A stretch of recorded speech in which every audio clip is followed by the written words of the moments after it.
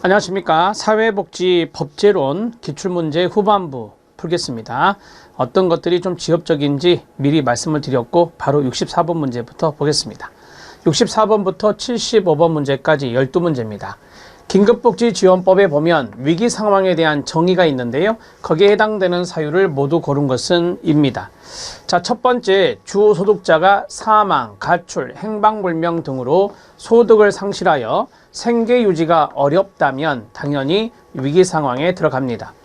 본인이 중한 질병, 부상을 당해서 생계 유지가 어렵게 된 경우도 마찬가지 위기 상황에 들어갑니다. 그냥 일반적인 질병, 부상이 아닙니다. 매우 중한 질병이나 부상이어야 합니다. 본인이 가구 구성원으로부터 방임, 이것이 일종의 학대라고 보시면 됩니다. 가구 구성원으로부터 방임입니다. 당하여 생계 유지가 어렵게 된 경우도 위기 상황에 들어갑니다. 본인이 가구 구성원으로부터 성폭력을 당하여 생계 유지가 어렵게 된 경우도 마찬가지 위기 상황에 포함됩니다. 이 네 가지 용어의 정의 위기 상황에 모두 다 해당됩니다. 정리해 놓으시고 답은 기역, 니은, 디귿, 리을이니 5번이 답이 됩니다. 이거 외에도 많습니다. 제가 해설에 넣어드렸는데 64번의 해설을 잠깐 봐주시기 바랍니다. 자, 1번부터 나오죠. 1번부터 주소득자가 사망, 가출, 행방불명, 구금시설에 수용되는 등의 사유로 소득을 상실한 경우 그러면서 생계유지 등이 어렵게 됐다. 위에 보면 나와요. 그 다음에 중한질병 부상을 당한 경우 가구 구성으로부터 방임 또는 유기되거나 학대 등을 당한 경우 가정폭력을 당하여 가구 구성원과 원만한 가정생활을 하기 곤란하거나 가구 구성으로부터 성폭력을 당한 경우 여기까지가 여기에 출제가 된 거예요. 자, 5번을 보면 화재 또는 자연재해 등으로 인하여 거주하는 주택 또는 건물에서 생활하기 곤란한 경우 그럴 때는 주거 지원을 해줍니다. 그 다음에 주소득자 또는 부소득자의 휴업, 폐업 또는 사업장의 화재 등으로 인해서 실질적인 영업이 곤란하게 되어서 여기 나온 대로 생계 유지가 어렵게 됐다면 위기 상황이 됩니다. 주소득자 또는 부소득자의 실적으로 소득을 상실한 경우 자, 이 정도만 보시면 돼요. 이 정도만 보시면 위기 상황에 해당되는 것들이 이런 것들이 있구나라고 알 수 있습니다. 자, 이제 65번 문제 들어갑니다. 자, 건강가정기본법입니다. 여기에 관한 설명으로 옳지 않은 것은 입니다. 가족이라 함은 혼인이나 혈연이나 입양 등으로 이루어진 사회의 기본 단위를 가족이라 합니다. 여러분들 알고 계시는 그대로 모든 국민은 혼인과 출산의 사회적 중요성을 인식해야 될 것이고요. 1인 가구라 하면 끊어요. 말 그대로 혼자 생활을 유지하고 있는 그런 단위를 우리가 1인 가구다 이렇게 말을 해요. 어르신뿐만 아니라 청년들도 1인 가구 혼자만 있다면 1인 가구가 되는 겁니다. 성인 한 명 또는 그와 생계를 같이 하는 미성년자 자녀로 구성된 생활단위 아닙니다. 자, 생계를 같이 하는 미성 자녀가 들어가지 않죠. 혼자만 있어야 된다니까요. 법에 보면 한 명이 단독으로 생계를 유지하고 있는 생활 단위를 말합니다. 다시 시작. 한 명이 단독으로 생계를 유지하고 있는 생활 단위를 말합니다. 그게 1인 가구예요. 자, 1인 가구가 지금 많잖아요. 핵가족보다 1인 가구가 더 많은 시대를 살고 있어요. 그래서 1인 가구가 시험에 출제가 된 겁니다. 1인 가구 잘 기억해 놓으시고요. 자, 그 다음 국가는 양성이 평등한, 양성평등을 말하죠. 육아휴직제 등 정책을 적극적으로 확대 시행해야 될 것이고 국가는 생애 주기에 따르는 가족 구성원의 종합적인 건강증진 대책을 마련해야 하는 것입니다. 생애 주기에 따른 가족 구성원, 가족 생활 주기라고 하는 것이 있잖아요. 자, 그러한 것들이 이제 조금 반영되어서 국가가 종합적인 건강증진 대책을 마련해라 라고 하는 것을 이야기하는 겁니다. 답은 3번입니다. 건강가정기본법은 시험에 좀처럼 안 나오는데 이번에 출제가 됐네요. 자, 65번 문제 들어갑니다. 사회복지사업 법령상 보건복지부 장관이 시설에서 제공하는 서비스 최저 기준을 마련하지 않아도 되는 시설은 뭐냐라고 했어요. 자, 법에 보면은 크게 두 개입니다. 하나는 뭐냐, 법령에 보면 하나는 뭐냐면 복지 31법. 자, 복지 31법에 해당되는 시설들하고요. 그 다음에 두 번째가 사회복지관입니다. 사회복지관. 자, 이 시설들은 서비스 최저 기준을 마련해야 된다는 거죠. 서비스 최저 기준 마련해야 된다는 거예요. 마련하지 않아도 되는 걸 물어봤고요. 마련함 이렇게 쓰겠습니다. 아, 복지 31법을 알아야 되겠구나. 그 다음에 사회복지관을 알아야 되겠구나. 사회복지관 맞고, 여러분 자원봉사센터는 자원봉사활동기본법에 있는 거거든요.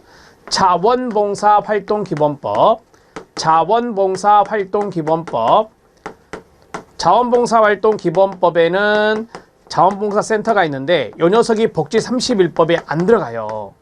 이 녀석이 복지 31법에 안 들어간다고요. 그러니까 답이 이것이 되는 거예요. 2번 복지 31법에 시설이어야 된다고 했으니까 복지 31법이 이 녀석이 아니에요. 아니기 때문에 자원봉사센터는 서비스 최저 기준을 마련하지 않아도 되는 시설이에요. 답은 2번이 되고요. 아동 양육시설, 장애인 지역사회 재활시설, 부자 가족복지시설, 아동 양육시설은 아동복지법에, 부자 가족복지시설은 한부모가족지원법에, 장애인 지역사회 재활시설은 장애인복지법에 있는데 하나, 둘, 세 개 모두 다 복지 31법에 들어갑니다. 그래서 답은 2번이 되는 거예요. 이런 지역적인 부분이 있다는 거 기억해 놓으시면 돼요. 복지 31법을 알아 놓으셔야 되는데 여기 자원봉사활동기본법은 복지 31법이 아니라는 것 기억해 놓으세요. 답은 2번입니다. 해설에 있는 내용 참고해 주시면 되고요. 자, 67번 문제 들어갑니다. 국민기초생활보장법상 보장기관에 관한 설명인데 옳은 것은입니다.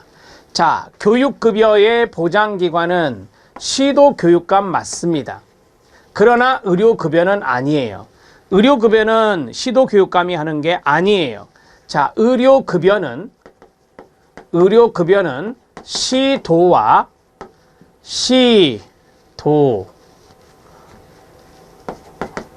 시도지사, 시장, 군수, 구청장, 시도지사, 시장, 군수, 구청장이 실시한다. 이렇게 하면 돼요. 자, 그 다음에 생계급여는 수급자의 거주지를 관할하는 시도지사, 시군구청장이 실시한다. 의료급여와 똑같이 맞습니다. 보장기관은 위기개입 상담원을 배치해야 된다. 이런 거 없어요. 국민기초생활보장법에 위기개입 상담원이라는 규정이 없어요. 자, 그 다음에 생활보장위원회는 자문기구가 아니에요. 생활보장위원회는 아주 중요한데 심의하고 의결하는 기구예요. 심의의결기구다. 이렇게 정리하시고요. 소관중앙행정기관의 장은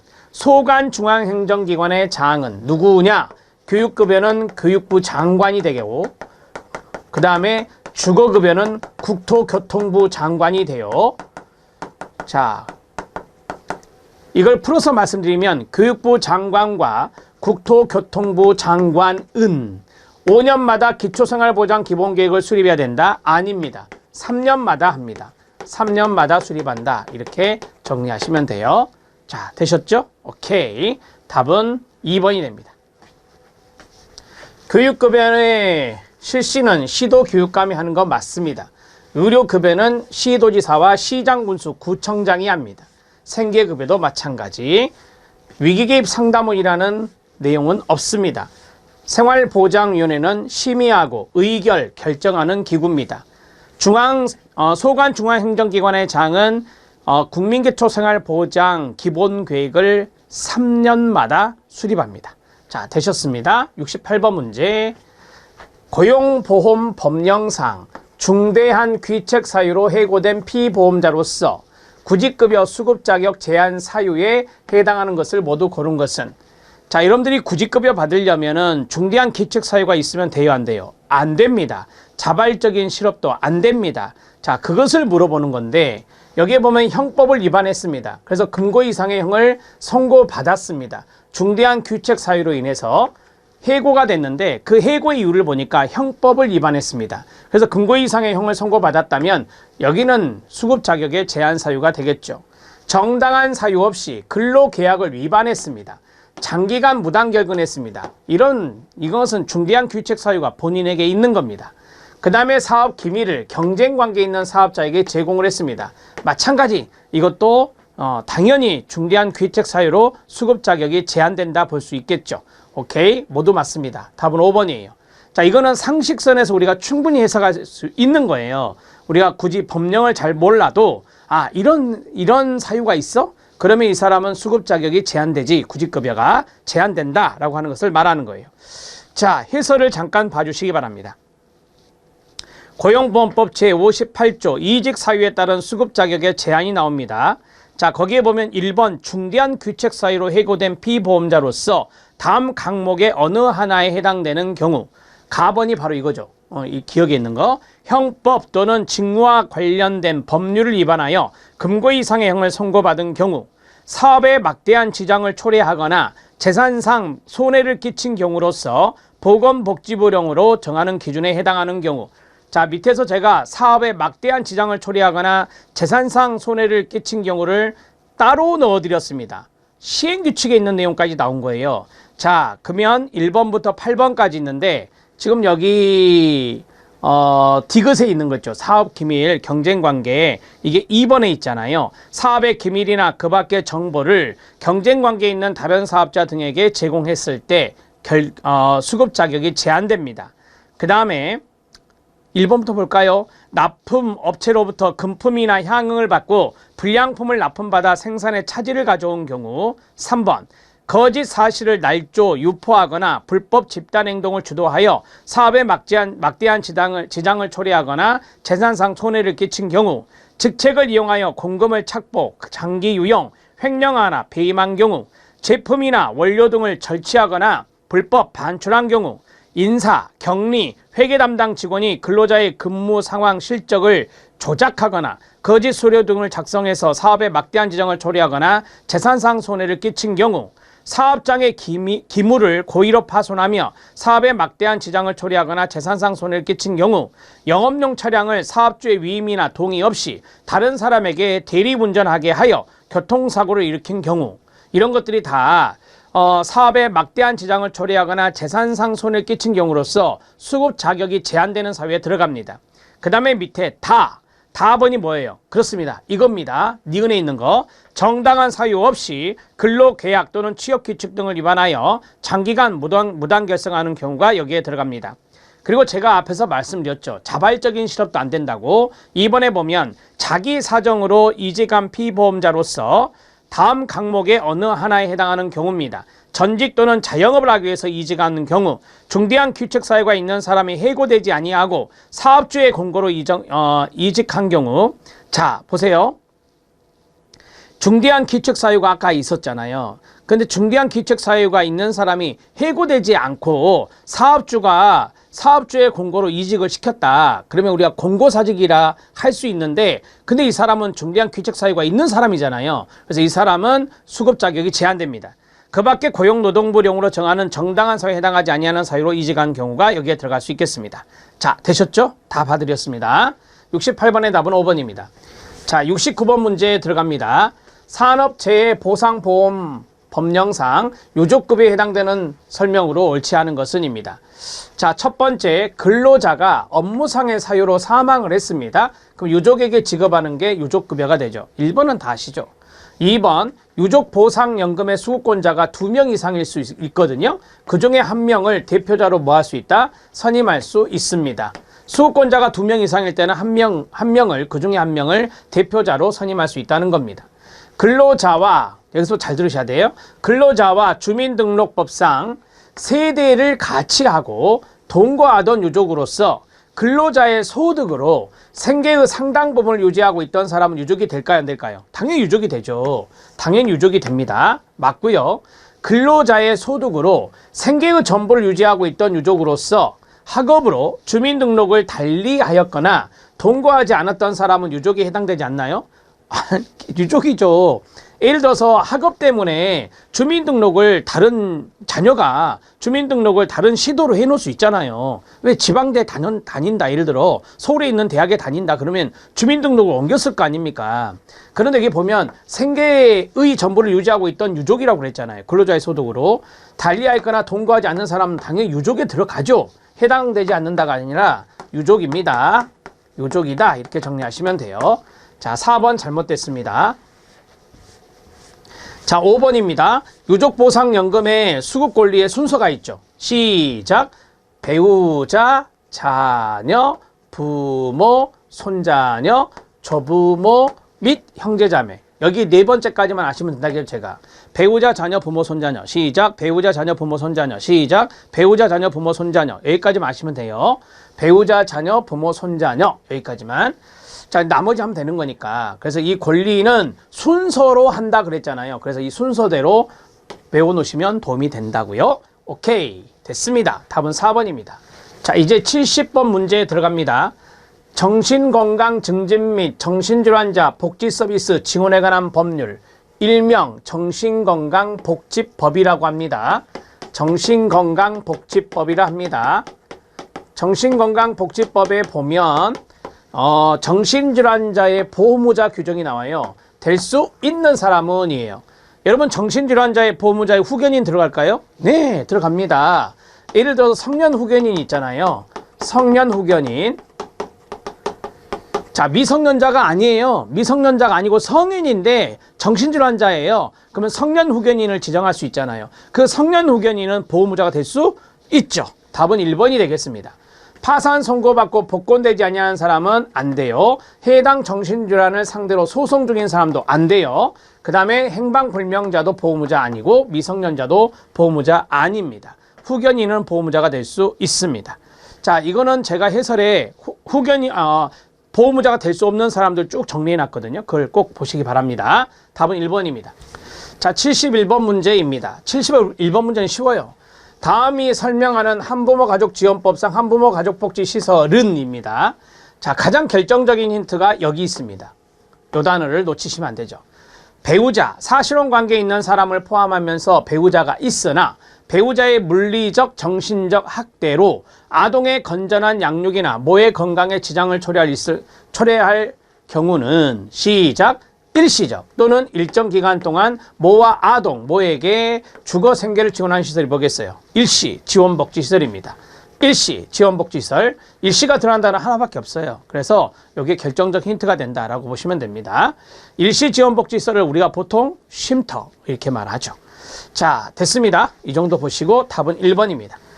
자, 72번 문제에 들어갑니다. 72번 문제는 대법원 판례 문제입니다.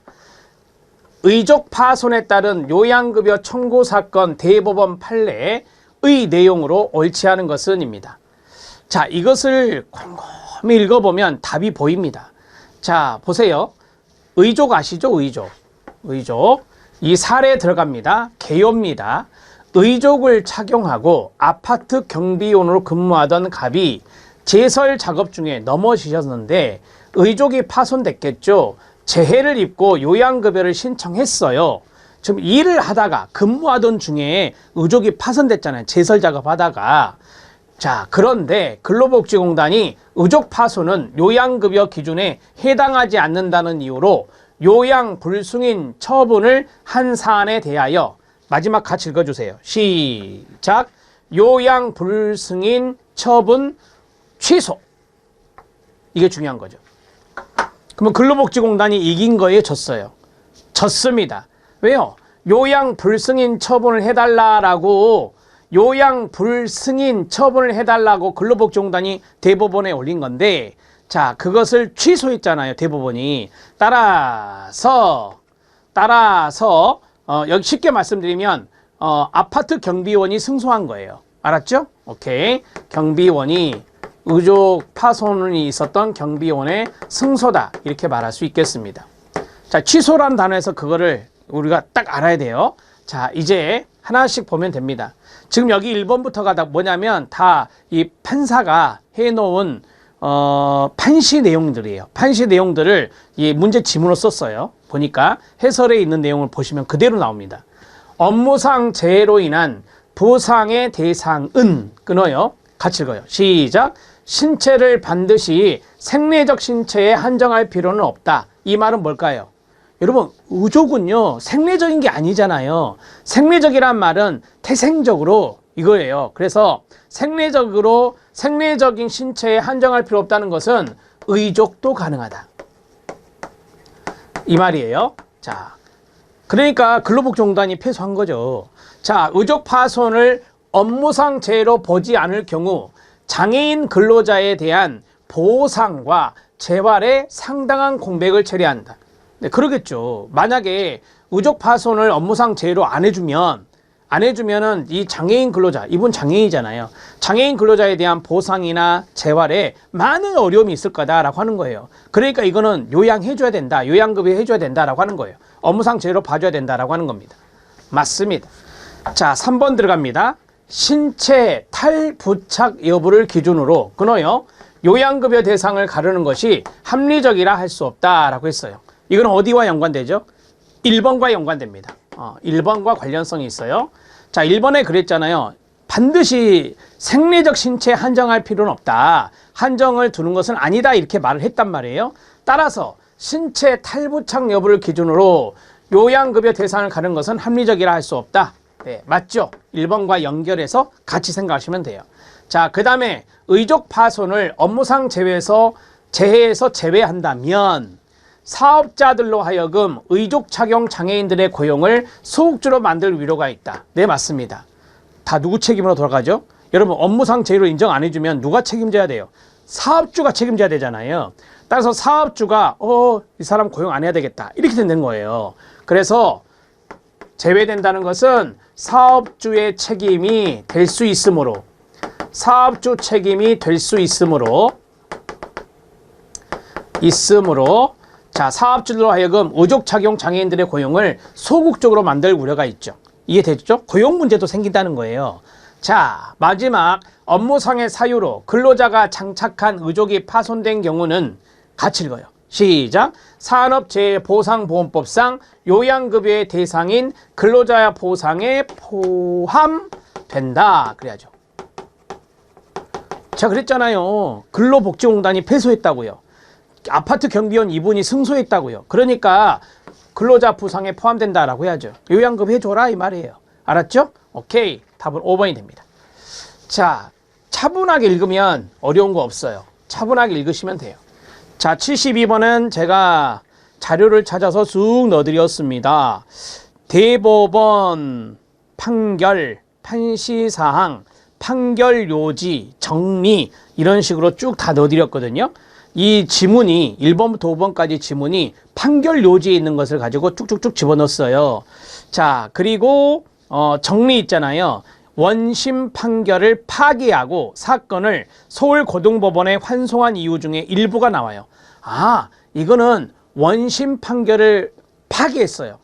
그래서 대법원에서 우리가 뒤집혔다라는 말을 하잖아요. 대법원에서 뒤집혀서 이것을 다시 서울고등법원에 환송한 이유가 이 지문에 쫙 있어요. 이 지문을 보시면 됩니다. 자, 이해되셨죠? 73번 문제. 자, 다음의 역할을 하는 노인 장기요양보험법상 기구는 뭐냐? 힌트 드릴까요? 장기요양요원, 장기요양요원, 장기요양요원이에요. 다. 그러면 장기요양지원센터가 되겠죠. 장기요양요원 지원센터라는 게 있어요. 답은 4번이 됩니다. 여기서 장기요양요원이 있는 것은 이거 하나밖에 없어요. 다 없잖아요. 장기요양요원이란 말이 하나밖에 없다고요. 그러니까 답은 4번이 되는 거예요. 장기요양요원의 권리침해에 관한 상담 및 지원, 장기요양요원의 역량 강화를 위한 교육 지원, 장기요양요원에 대한 건강검진 및 건강관리 위한 사업은 장기요양요원 지원센터에서 합니다. 자, 장기요양요원의 대표적인 분들이 누구죠? 요양보호사분들입니다. 자, 됐습니다. 답은 4번입니다. 74번 문제 들어갑니다. 자, 74번 문제는 다음과 역할을 하는 사회복지시설은 뭐냐라고 했어요. 자, 보세요. 아동이 보이시나요?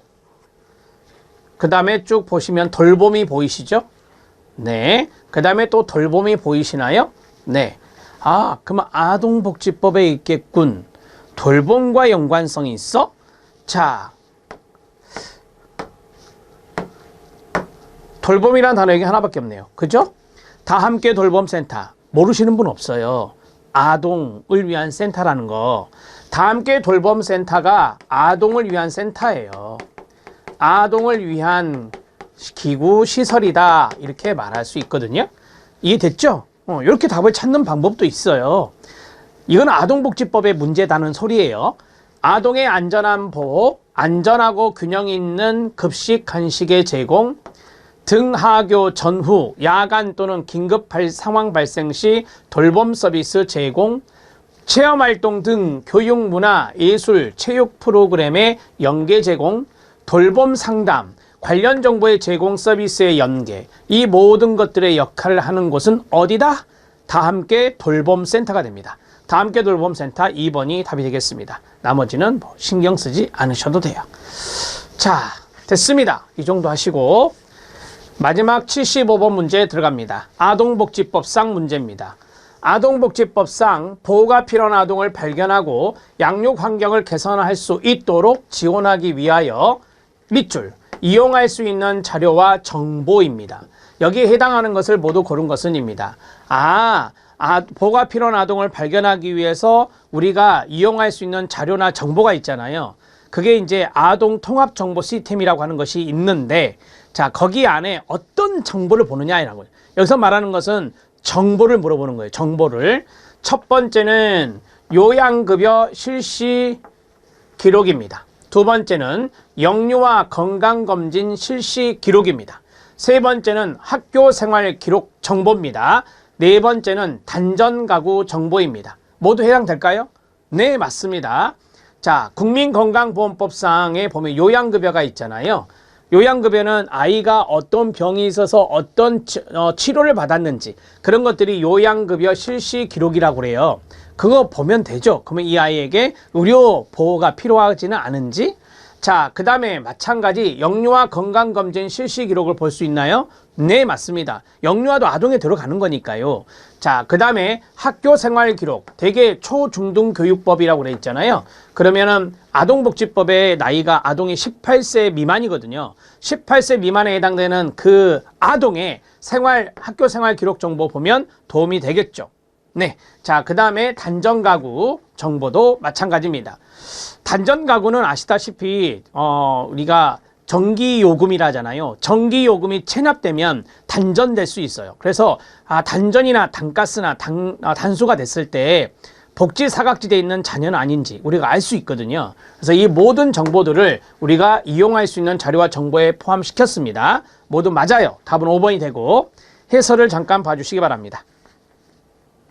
자, 해설을 보시면 심화학습이 나와요. 아동복지법 제15조의 4 아동보호 사각지대 발굴 및 실태조사입니다. 보건복지부 장관은 보호가 필요한 아동을 발견하고 양육 환경을 개선할 수 있도록 지원하기 위해 사회보장기본법 제37조에 따른 사회보장 정보 시스템을 통하여 다음 각 호의 자료 또는 정보를 처리할 수 있으며 해당 자료를 토대로 아동의 보호를 위한 실태조사 대상 아동을 신청할 수 있습니다. 자, 1번에 요양급여 실시 기록에 제가 밑줄 쳐놨죠. 2번에 영유아 건강검진 실시 기록에 밑줄 쳐놨죠. 3번에 학교생활 기록 정보 제가 밑줄 쳐놨죠. 그 다음에 4번에 사회보장급여 이용 제공 및 수급권자 발굴에 관한 법률 제12조의 1항 각 호에 따른 정보. 이게 엄청 많은데 그 중에 하나가 이거예요. 단전가구. 이 단전가구가 거기 있어요. 자, 그러면 사회보장급여 이용 제공 및 수급권자 발굴에 관한 법률 제12조 자료 또는 정보 처리 등입니다.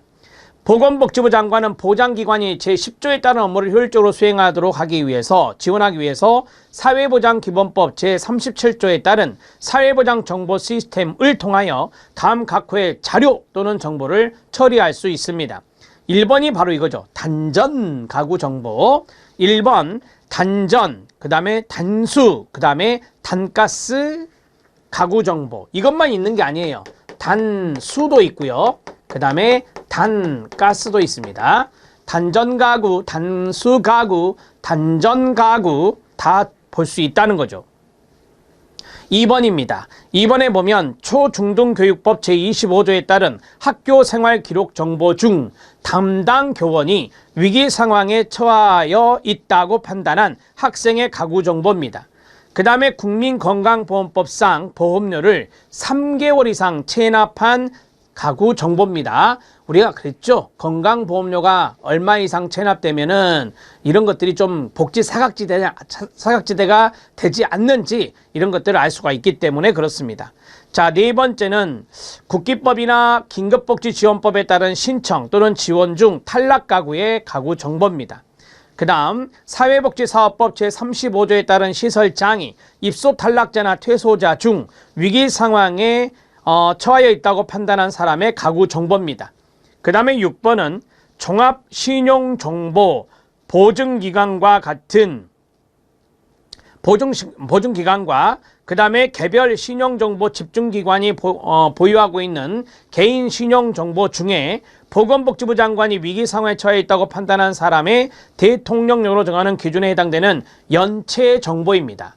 자, 우리가 대출금 연체나 신용카드 대금의 연체나 통신요금의 연체 이런 것들 연체 정보를 보는 이유가 뭐죠? 네, 복지사각지대, 아동복지사각지대에 있는 것인지 아닌지를 우리가 알아야 되기 때문에 그렇습니다. 자, 그 다음에 7번은 공공주택 사업자가 보유하고 있는 정보로서 자, 거기 보면 임대료가 나옵니다. 공공주택 임대료를 말해요. 그래서 임대료를 3개월 이상 체납한 임차인의 가구 정보입니다. 8번입니다. 공동주택관리법에 따른 관리주체가 보유하고 있는 정보로서 관리비를 3개월 이상 그 자리 밑줄 관리비를 3개월 이상 체납한 입주자의 가구 정보입니다. 자, 3개월 이상 체납이 3가지가 나왔어요. 첫 번째가 뭐죠? 네, 건강보험료입니다. 건강보험료 3개월 이상 체납. 그 다음에 뭐죠? 네, 공공주택의 임대료입니다. 공공주택의 임대료. 그 다음에 뭐죠? 관리비. 관리비 3개월 이상 체납. 이런 것들도 여기 정보에 이용할 수 있다. 자료 수집할 수 있다. 라고 하는 것입니다. 자, 이해되셨죠? 네, 이 정도 보시면 되겠습니다. 그 다음 밑에 있는 내용들은 한번 쭉 읽으시면 돼요. 여기까지가 이 시험 문제와 직결되는 부분이기 때문에 아래에 있는 내용 2항, 3항, 4항, 5항, 6항은 그냥 쑥 한 번만 읽어주시고 마무리하시면 됩니다. 자, 75번의 마지막 문제는 이 모두 다 보호가 필요한 아동을 발견하고 양육 환경을 개선할 수 있도록 아동을 지원하기 위해 이용할 수 있는 자료와 정보에 포함되는 내용들이었습니다. 이거를 잘 기억해 놓으세요. 처음 나왔거든요. 자, 답은 5번이 되겠습니다. 자, 이번 시간까지는 여기까지예요. 법제론의 문제까지 모두 마무리했습니다. 다가오는 시험에서 좋은 결과 있기 바라고 법제론은 기존의 기출문제를 반복적으로 여러 번 보는 게 가장 좋은 방법이다. 그리고 핵심 요약집에 있는 법제론의 양이 얼마 되지 않습니다. 그 내용에 해당되는 부분들은 암기해 놓으려고 노력하세요. 그러면 충분합니다. 법제론에서 좋은 점수로 합격하시기 바랍니다. 수고하셨습니다.